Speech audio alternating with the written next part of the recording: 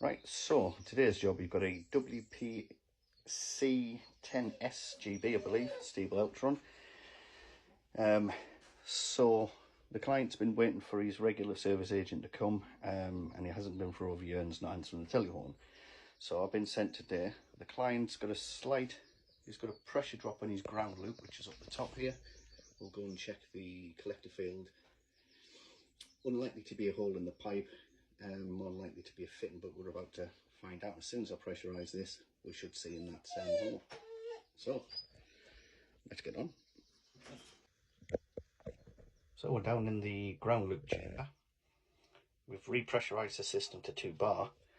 So we've come into the chamber and you can see the witness mark of where we've had the glycol sitting there, because you've got some sort of bacterial growth, but none in any of the other pipes. When you come into it, it's actually leaking from this bottom of this fitting here. The fitting's all screwed in, so it might be a split on that fitting, or it might need to be removed and redressed. Right, at least we found it. So that's the service all done.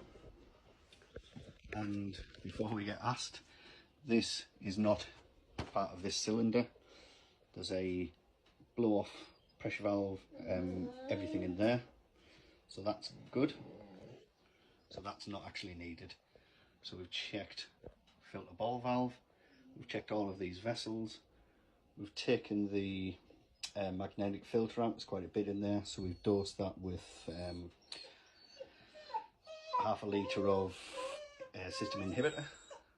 So yeah, we'll just run through its function test now, and the job's a good one.